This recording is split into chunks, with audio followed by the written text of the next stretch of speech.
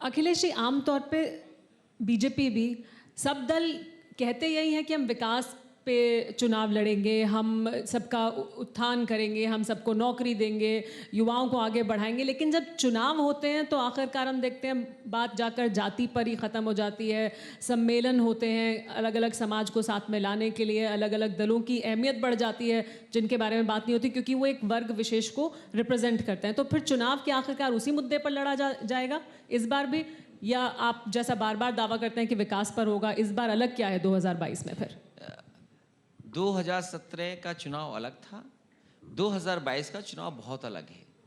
आज लोग जागरूक ज़्यादा हैं, आज लोग कहीं ना कहीं चीज़ें देख रहे हैं कि क्या हो रहा है। कई पाबंदियों के बाद भी सच्चाई जनता के पास पहुंची जाती है। आज तमाम सोशल मीडिया के प्लेटफॉर्म्स हैं जहां से लोग सब जानकारी हासिल कर रहे हैं। उस समय बीजेपी ने खुद इस्तेमाल कर करके गलत इंफॉर्मेशन दे करके लोगों को गुमराह किया, लेकिन इस समय जनता जागरूक है।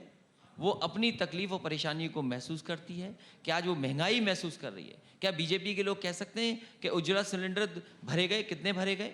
उज्ज्वला स्कीम का प्रचार हुआ था, आज भारतीय जनता पार्टी उज्ज्वला स्कीम का क्यों नहीं प्रचार कर रही है?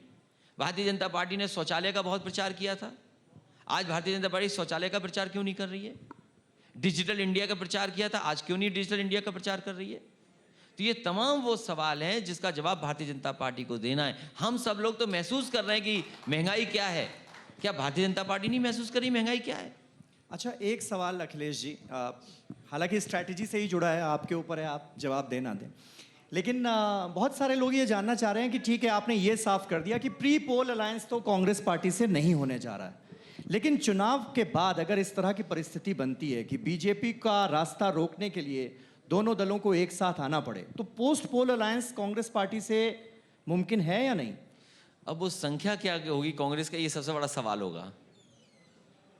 आपने अपना अंदाजा 400 का लगाया, उनका। लेकिन समाजवादी पार्टी जब कह रही है कि जनता 400 सीटें भी जिता सकती है, तो आपको किसी दल की जरूरत ही नहीं पड़ेगी आपको। और पिछली बार भी बहुमत की सरकार बनी थी, जब 2022 में सरकार बनी थी, बहुमत की सरकार बनी थी, और बीजेपी ने भी बनाई है तो बहुमत की सरकार बनाई है।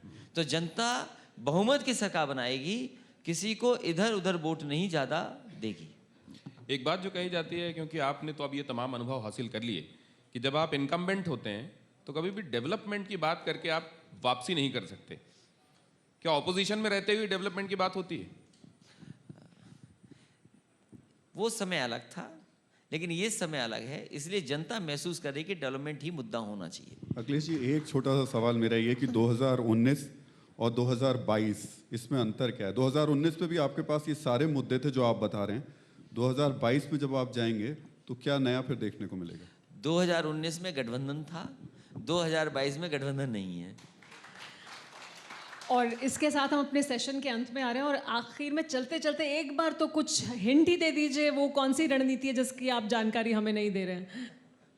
अभी चुनाव में बहुत समय नहीं है, 100 दिन बचे हैं। जब तारीख आ जाएंगी, 100 से कम दिन होंगे, लगभग 100 ही दिन होंगे, और जैसे ही तारीख चुनाव की आएगी आपको स्ट्रेटजी भी पता लग जाएगी कि स्ट्रेटजी क्या है समाजवादी पार्टी। चलिए, तब हम एक और कॉन्क्लेव कर लेंगे आपके साथ, एक और इंटरव्यू कर लेंगे, और वो हमारे सामने रणनीति आ जाएगी। बहुत शुक्रिया हमारे साथ जुड़ने के लिए अखिलेश यादव जी। अखिलेश यादव ने जो सभी सवालों के जवाब बहुत साफगोई के साथ दिए, जैसे कि वो हमेशा देते हैं। बहुत धन्यवाद सर।